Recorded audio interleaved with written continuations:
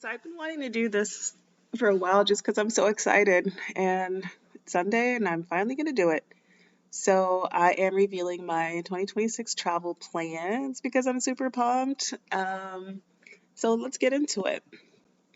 The first trip I'm going to take is to Croatia. And this is just a spreadsheet I made because I like to just have everything written out so it's not stuck in my brain. And then one of the things I enjoy doing is estimating the costs and then trying to figure out ways to reduce the cost. And then I like seeing that number go down because I'm a spreadsheet nerd. So, first trip is Croatia. I'm planning to take that at the early part of the year. Second trip is to Canada. Planning to do that in the fall of 2026.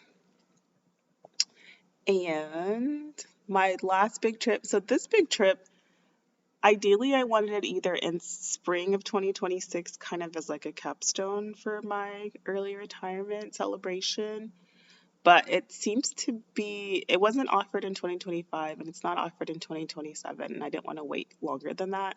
So I'm going to take it in 2026 and it'll still be the capstone of my early retirement year because it's just going to be like a sail away into the sunset and celebrate with myself and just have that restorative energy because I won't have Wi Fi for about 40 days. So I'm taking a Trans Pacific cruise with Princess, or I'm planning to. I haven't booked it yet because I'm waiting for a sale. And it's just going to be amazing. So that's going to be in the last part of 2026, going into 2027. And yeah, so that's the overview, but let's get into the numbers because that's what I'm here for.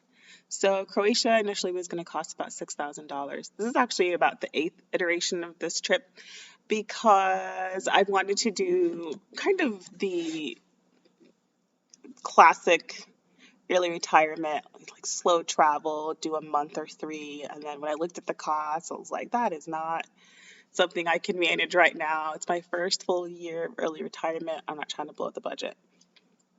So I just settled on a package with Gate One and then just trying to do maybe 2 weeks in Croatia. So if we're going to go over the expenses for flights, I'm going to go ahead and book the flights separately based on my research so far. I mean, it's October of 2025, so I'm still kind of, I got the uh, general plans and I'm going to micro plan from now on because this is, the basic things I need so I can get that done. And then anything else I want to use to kind of enhance the trip, I'll do from now until takeoff. So, from what I could see, it was a little bit cheaper to fly into Split and then fly out of Dubrovnik, saving about $400. So, I'm going to plan to do that. I'm going to try to book that by February. I tried to see if points would help, but it was not easy. So, I abandoned abandoned that idea. My Hail Mary will be to try to buy the initial flight that uses maybe like a Lufthansa or KLM because I know they will upgrade or offer upgrades at the gate. So that's my plan. If not, I'll just have to suck it up in economy. I mean, I'm hoping I don't have to do that. And then I'm going to do the Gate 1 package. There was a couple of Croatia packages, but I started off wanting to do the island tour, the like hopping islands, just because I don't know, water keeps calling to me and just being surrounded by nature for right now it's aligned with my restorative vibes. So I don't budget on vibes, but I like planning on vibes. But I decided on the trip that has the option to go to Bosnia because when else am I going to go to Bosnia? I don't foresee myself returning to Croatia. I don't like to say once in a lifetime trips because I feel like my lifetime is pretty long and I can do anything I want. But I don't anticipate returning. So I wanted to do a country that I would not normally get to visit. So I went with the stay and explore. So we would be based out of Split, and then there's different day trips everywhere. I think that's more my vibe. And so that was originally going to be, if I waited to book it until next year, it was going to be 24/18. But I got two things. I booked it early and I saved $500. And then I went ahead and waited for a solo supplement sale and I saved another $500. So I got that trip down from about $2,400 to about $1,400. So that was a win. And then in trying to sort of stay with the slow travel vibe, I'm going to try to extend my stay and just stay on a different island for about 6 nights so that I'm in Croatia for about 2 weeks, which is something I would not have been able to do when I was still working because I just never had the PTO for that. So I'm excited about that. It's my first time extending my stay after a Gate 1 trip. And I wanted to do that just because, brown skin, Eastern Europe, I'm not that brave. I don't mind traveling solo in terms of like not having a companion, but in terms of being aware of my surroundings, that part is a little scary because anyway, so ideally I'm going to use the Gate 1 trip to feel it out, and if I feel uncomfortable or I don't feel safe, then I'm just going to return home. Even if I lose money, I'd rather lose money than my life. All right, so next, and Charles helped me pick out the dates because I wanted something that would be temperate and then the price would be right because depending on the date that you go, the Gate 1 packages are different price. So, all right, next we decided on Canada. Canada had been on my list for a while because I had been looking up just places to go in the summer that were cooler, and Prince Edward Island had popped up a couple of times, but when I tried to plan it myself, it was just pricey and logistically not easy, and so it just been put off for a while. And so when I saw that Gate 1 was going to Prince Edward Island, I decided to go for it. That package is steep. But now that I'm retired, I have a budget designated for travel, so I have to spend it. And for this one, if I bought it closer to the time, if I bought it next year, it was going to be about $4,000. But the things I used, it was actually a surprise sale. I was still planning to buy it next year, but I was just browsing some online groups and somebody was talking about there was a Labor Day sale actually. So I was able to get it 25% off. I can't remember now. I got something off, but I went ahead and booked it because I knew originally that I was only going to be able to save about $1,000. And so when the opportunity to save more came around, I went ahead and booked it. So that's why it was helpful to kind of have this already set out. So I had a cost I was willing to spend, and then when I saw a sale that would make me go lower than that, it was easy to say yes. So I'm going to go with Gate 1 in September. When I looked at, but I've also wanted to visit Quebec, and that was also pricey. It's just very expensive to fly from Tulsa to Canada. I mean, I'm thinking upwards of like $800. So this is one where I am going to try to do it as a bargain and just do both places in one very expensive domestic airline ticket. I mean, I guess it's technically international, but I mean, it's Canada. It's like the 51st state.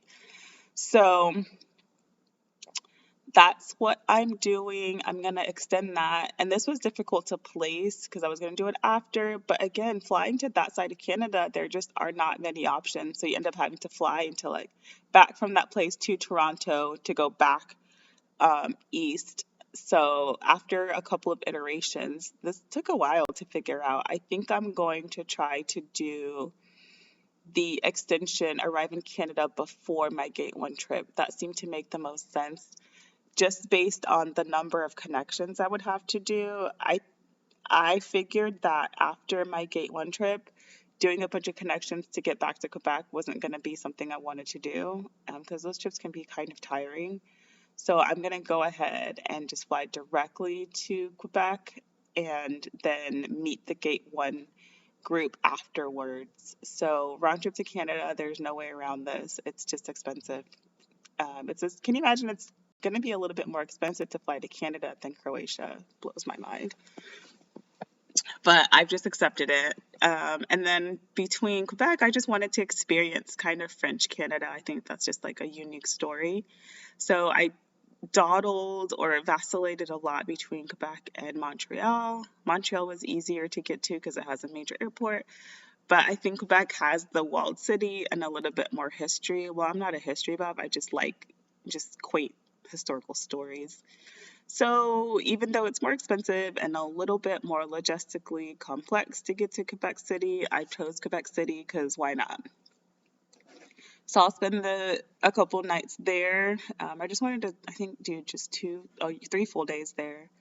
And there's a couple of day tours that I have planned out as well to visit a couple of the regular tourist sites. And then I'll meet up with the Gate 1 trip, and they're going to go around Prince Edward Island, and it's going to be so romantic. And it's going to be in the fall, so we'll get fall foliage and nice temperate weather and just cool Atlantic Island vibes, I guess. So I'm really looking forward to that, and I was so pumped when I got a good deal on it. And this one was another one where they offered, there's actually cruises that go up to that area. And so since I'm kind of in my soft cruise era, I looked at that. But I want to be on land. I want to feel the wind in my hair. I want to see the lighthouses. And there's a little bit of Anne of Green Gables history in that part. So yeah, I decided to just stick with land. That and the fact that I'll be on a boat for 40 days come that November. So that takes us to trip number 3. This is a budget buster. If it were up to me and I could control the dates, I would definitely move this to another year. So I did think hard about including this in 2026, either giving up the other 2 or waiting, and I didn't want to do either. So I just went ahead and it's my first year. Everybody knows the first year after retirement, people tend to spend a little bit more because that freedom is enticing. But this is where I was really able to save some dollars. So I'm planning to do this like 33-day cruise, and I figure since I'm gonna be there, I'm actually tacking on a second cruise because if you watched any of my videos, you know I'm obsessed with Malaysian chicken curry and just Southeast Asian food in general. So it wasn't on my mind until I looked at it and I was like, wait, I'm gonna be that close. I have to go to Malaysia and try the real thing. So this is just an early retirement splurge, I guess, because I have the time and I technically have the money. So I'm doing it. So I will be on a boat like Noah for about 40 days. And this is me having only taken one cruise in my whole life, but it's fine, whatever. All right, so I started with this to reduce this flight. The city card gives me $200 AA credit, so I'm going to use that to book my flight from Tulsa to LAX. My hotel in LA, I'll probably end up I'm hoping to use my Expedia credit. I had the Delta Amex. I need to update this, but I canceled it, so I won't have that. I mean, the card was like a $150 fee. And then the cruise, this is the cost with tip, taxes, and fees for 2 people.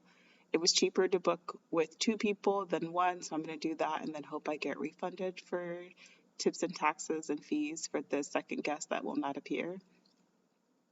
Again, I haven't booked this yet. I have a couple of alerts set up to see if it goes down. The price is in pretty steady, so I'm prepared to pay this. Hoping to pay it the latest by January of next year because I just want to get it done. I'm hoping to ideally book it this year just so I can get some of that deposit paid. I'm hoping also that they'll have like a Black Friday sale. The internet's been giving me conflicting advice on when these prices go down, but some of the cabins are already sold out, so I think it's going to be a fun trip. And this trip ends a couple days before, just I think 2 days before the next cruise, which is why I picked that second cruise. So I'll be stopping in Singapore for a couple of nights. I've just accepted that my early retirement travel budget for hotels is $200 a night. So I'm budgeting about $500 for 2 to 3 nights. I'm saying 2 to 3. It's technically 2 nights, but the cruise is set to disembark at like 7 a.m. And then the next one doesn't, and then hotels don't let you usually check in till like 3. So I might get a day use hotel. I'm still thinking about that, but it's like 85% gonna happen. And then I'm gonna do Royal Caribbean, Malaysia, and Thailand just to get some curry and try some Thai food. Those are some of my 2 favorite cuisines. So I think that'll be really fun. It's pretty much gonna be an eating trip. And then this 2 to 3 days in Singapore is mostly because of flights. So when I started this, I didn't have the Strata Elite card, so I was going to try to get points another way. And I wasn't sure if I'd have to stay longer or go to Tokyo. So this is all still a work in progress, but I just wanted to get it out here to estimate so I could have a good idea of how much money I might need. Since your girl ain't working no more. Anyway, since I started this spreadsheet, I've been approved for the the City Strata Elite, and I have met the spend to get about 110,000 points that I can transfer to Singapore KrisFlyer. But since then, KrisFlyer's also changed their point scheme. I don't remember what it is now. To get the business class direct flight from Singapore to LAX. What am I saying all this to say?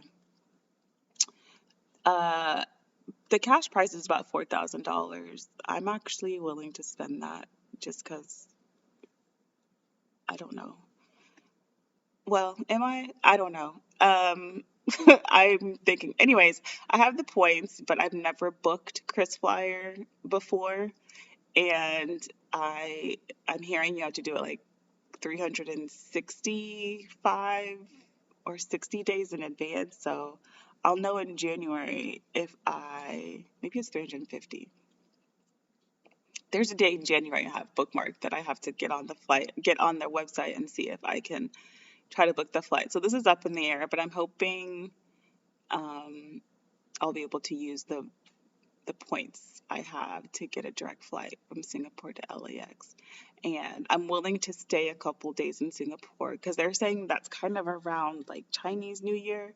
So those flights might go really quickly. And again, I have no experience. So that's kind of this 2 to 3 days. So I'm going to try with the day I want, the next day, and then up to 3 days afterwards to get. My preference is nonstop. Um, but there are a couple of direct or one stop flights from Singapore to LAX. So we shall see. Anyways, those are my plans. I'm so excited. So estimated cost started at about 30,000. I'm hoping to get it down to about 19,000, which is a budget buster, but that's for 3 trips, including one that's 40 days. So I think it'll be okay. My original travel budget in retirement, or at least, yeah, my current travel budget is about 14. So this just goes over. Actually, is it 14? Is it 15? I think it's 15. So this goes over about 5, but it's totally worth it because I can do it. And if I need to, I might. I'm still thinking about if I want to get like a little part-time job to help supplement that, but I'm hoping not. Anyways, those are my travel plans. See you on the next video.